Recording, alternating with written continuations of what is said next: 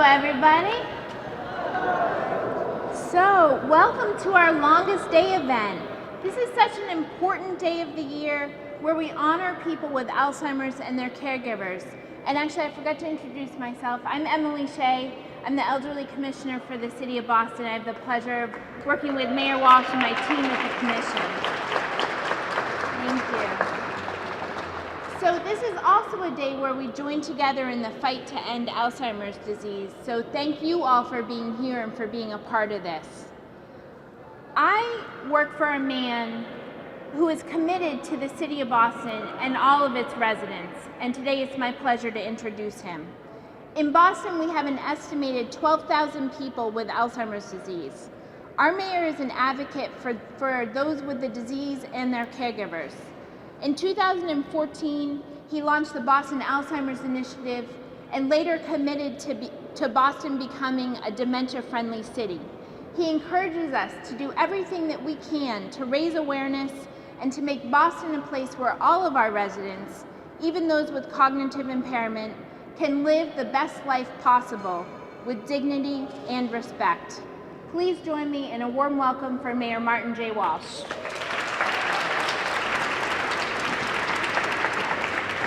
Thank you. Thank you, Commissioner Shea. I want to thank you for the great work you do. I want to thank the entire Elderly Commission for the great work they do as well.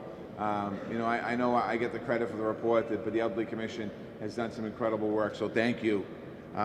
Jim Wessel, thank you very much for your work as well. I want to thank Miss Ella and her daughter Yvonne. Chi, I want to thank you all for the everything you're doing. I also want to just give a shout out to City Council Frank Baker. I know he's here. And Frank, certainly his family is no stranger to Alzheimer's disease.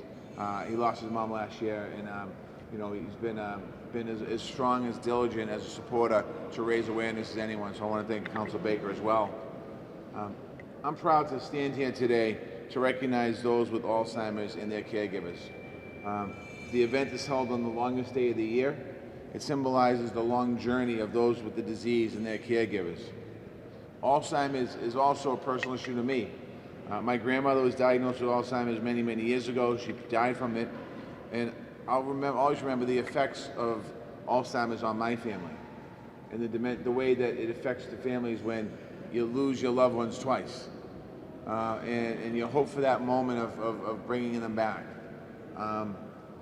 Dementia affects almost every single family in our city, in our state, in our country. Boston is a city with compassion and drive to make a difference.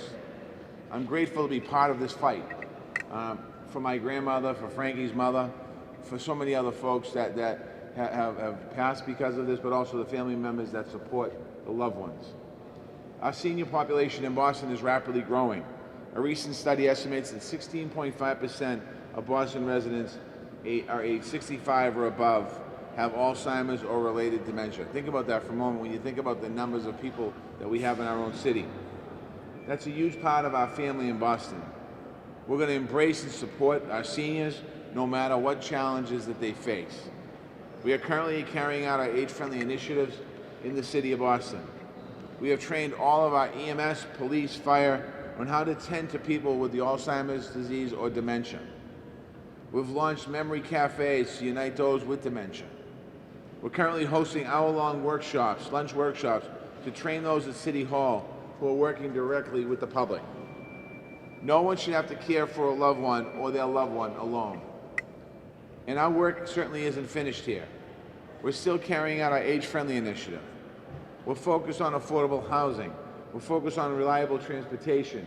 We're focused on dementia-friendly training and so much more. This city must remain a welcoming place for our older residents. We wouldn't be anywhere today without our seniors. Throughout all of this work, we're going to continue to raise awareness about the Alzheimer's disease. Right now, we're going to be lighting up City Hall purple to bring awareness to all of the Bostonians, both inside the building and outside the building. There's some purple coming there.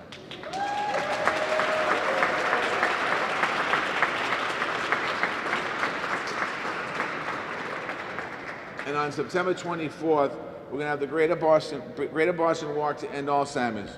You can either join the City Hall team, but I also know the Team Baker is having a team going to be walking that walk as well. So I would love for you to walk in memory of Mrs. Baker. I want to thank you all for being here. I want to thank all of you for your work on making Boston Alzheimer's friendly city. And I want to, again, the walk to end Alzheimer's is so important for us that we want to really stress the fact that a lot of people might not realize what the impact is, but when your family gets hit with that disease and the loved one gets hit with that disease, you know pretty quickly how devastating it can be long term. So again, thank you, Commissioner Shea. Thank you very much as well for the great work you do.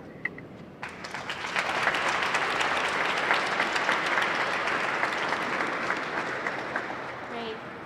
Thank you, Mayor. So next I'd like to invite up Jim Wessler, the President and CEO of the Massachusetts and New Hampshire chapter of the Alzheimer's Association. So they are just amazing partners of ours. You heard the Mayor talk about all the great training work we're doing, and that would not be possible without the Alzheimer's Association. So Jim and I actually go back a long way. And over the years, I've been amazed by his long-term commitment to ending Alzheimer's, his support of people with the disease and their caregivers, and his ability to really think creatively to improve care and services. We're so happy to be collaborating with Jim and his team, so please join me in a warm welcome for him.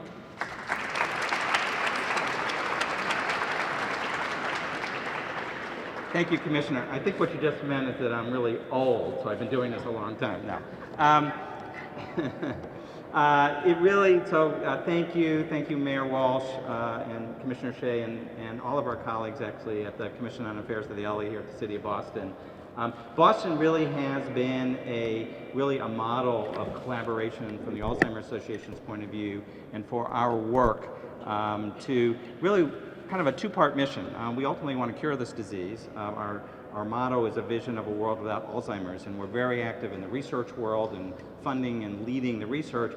But we know this is a very tough disease, hence the name The Longest Day on the Summer Solstice, honoring families that are in this long journey of providing care and support. So while we're pushing to make Alzheimer's history, we are very committed to providing care and support for everyone living with Alzheimer's disease. The estimated 12,000 Boston residents with Alzheimer's disease are part of the 5.5 million Americans and over 30 million people worldwide. Those numbers are going to triple by the middle part of the century unless we can find effective treatments. But it's for that reason that we're very committed to partnering with the city to provide the support for residents, and also both as the mayor and the commissioner mentioned, all the incredible training that we've been doing here with the City Hall employees here in this building, and all the EMS workers, fire, and police. I do believe actually by the end of this month, the entire first responder cadre in the city of Boston will have all gone through a training for Alzheimer's and dementia. I think it's probably the first city in the country to do that. So we're just so thrilled to be working with you, to be a partner with you. Mayor, as I mentioned to you, this is our official invitation to you to also be the honorary chair for the Walk to End Alzheimer's. For those of you that haven't been with us, the mayor has been terrific. He attends, and after he speaks, he's just surrounded by many residents of Boston, all sharing their stories, like your story of how they're handling caregiving or having someone they lost. So we would love to see many of you with us here in Boston, over in Cambridge and Charlestown on September 24th. And again, it is a privilege from the Alzheimer's Association's point of view to be a partner in one of the preeminent cities in America, and really a city that is leading the charge in the country in a dementia-capable and a dementia-friendly city. So thank you very much.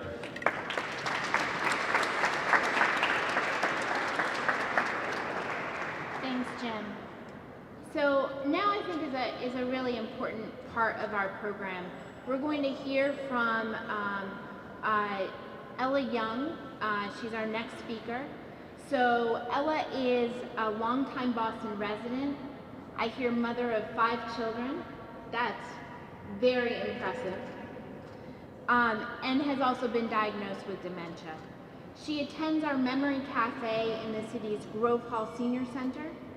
And she's going to come up here with somebody, right, with Ayana. And Ayana Green works at our Grove Hall Senior Center. and has been participating in the memory cafes for the past year there. So please come on up to the podium, and thanks for joining us today.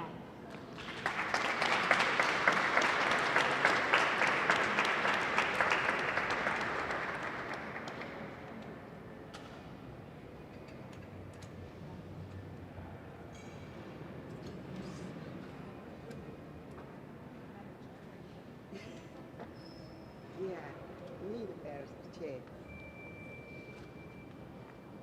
Okay, ready? Yeah. Good evening. I'm going to speak on behalf of Miss Ella. Yesterday we was able to come up with a statement that she would like me to read for her. So she said, "My name is Ella Young and I am 79 years old. I started attending the Grove Hall Senior Center at the beginning of this year. I started coming to the center because of Memory Cafe. I suffered several strokes and because of it have developed Alzheimer's. My memory just isn't what it used to be. In 1 year, I lost my husband and moved from Alabama back to Boston. I was really sad during the time. When I first started coming to Memory Cafe, I did not feel comfortable talking. I did not interact with any of my peers, and my memory was bad. I did not feel confident doing a lot of things I used to do. For example, I used to walk every day. Before coming to the center, I did not want to do anything but sit on the porch, and I lost my love for walking. The exercises I participate in at the Memory Cafe have indeed helped my memory. I'm able to tap into old memories that otherwise I would not have thought about. Reminiscing on my childhood and my young adult years have really helped me. I even have mended the relationship with my mother. The Senior Center has also helped me. The exercise I participate in helped me regain confidence in myself. I now tend to walk sometimes without my cane, and I also can feel the strength in my knee. I am starting to participate in my old habits again. I now do the dishes for my daughter, something that was very difficult for me a couple months ago. I also go walking every Friday with my ladies from the Senior Center. I am so happy for Memory Cafe and the Senior Center because I have gained confidence in myself again. I have my independence back, and I also have fun doing so. Thank you.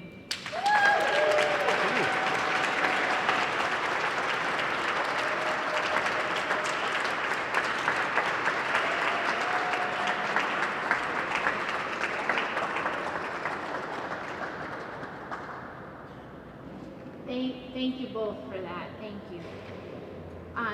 So I'd next like to introduce Yvonne Marion.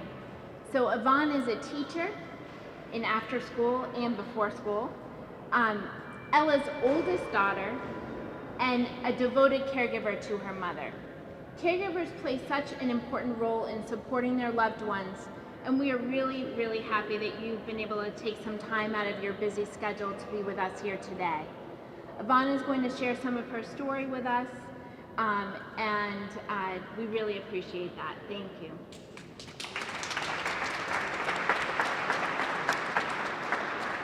Hi, I'm Yvonne. I'm Ella Young's daughter, and I'm her caregiver.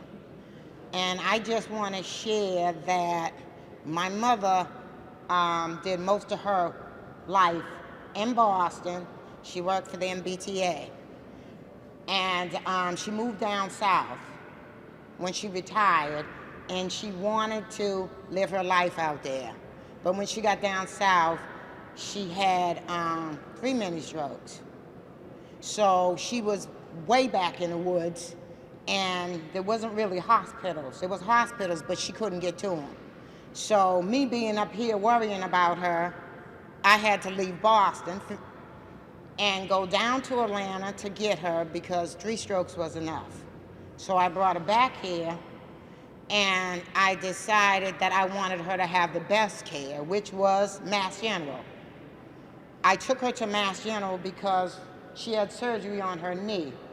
And when she had surgery on her knee and she came back to Boston, she couldn't hardly walk. So I took her to Mass General, and Mass General told me that there was nothing she can do for her.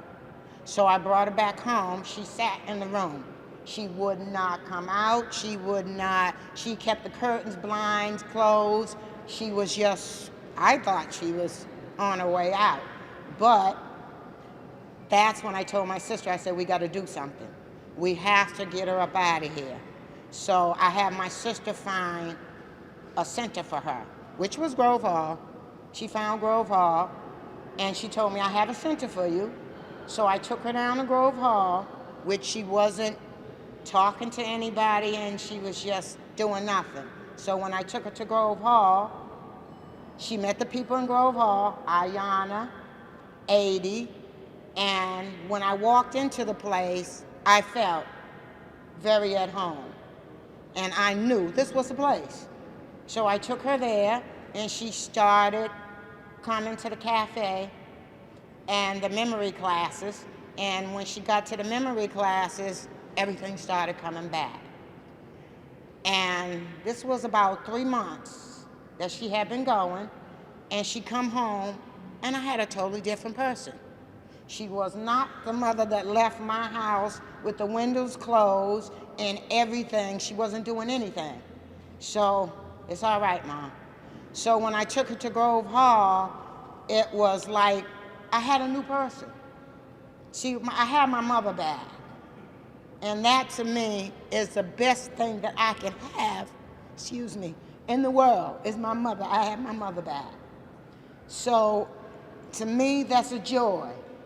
Grove Hall was the best thing that I could have ever done for my mother. And it really brought her up out of it. And I thank everybody for what they have done for my mother. They really brought her out. Grove Hall brought her out of her shell. And the memory calf is the best thing that we could ever wish for. Thank you.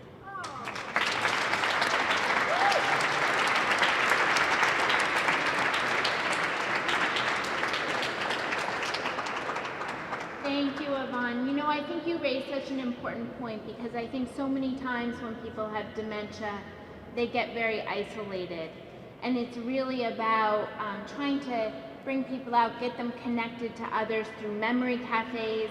This summer, under Mayor Walsh's leadership, we'll be launching, doing our first meetups in collaboration with the Alzheimer's Association for people in the early stages of dementia, really trying to get people out and get them connected to each other and back and engaged in life so they can have a good life. So I'm going to introduce our last speaker, who's going to wrap things up for us today. I'd like to invite up here Shea McCormick. So Shea has been leading our dementia-friendly work at the Commission. She is a strong advocate for people with dementia, and I hear a lot of clapping, so you all probably know that, right? And is very passionate about making sure that people get connected to information and resources and have opportunities for engagement. So I am thrilled to work with Shea, and I'd like to introduce her to wrap up our program today.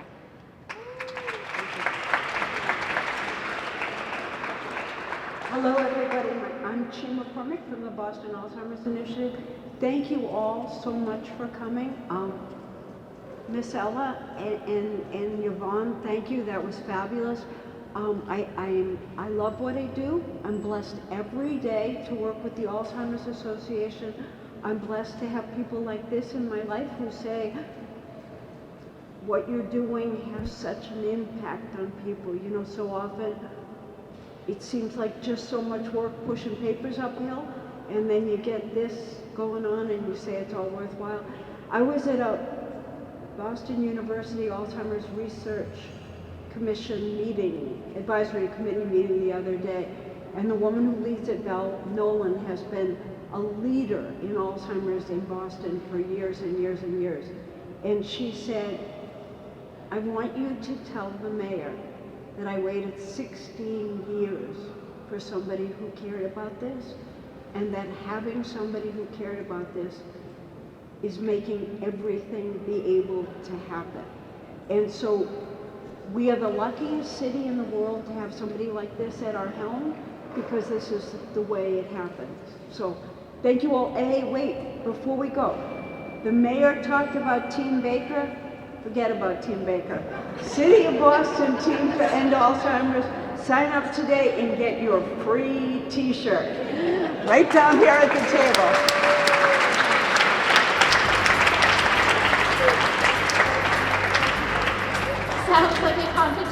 Thanks for coming, everybody. Have a good day.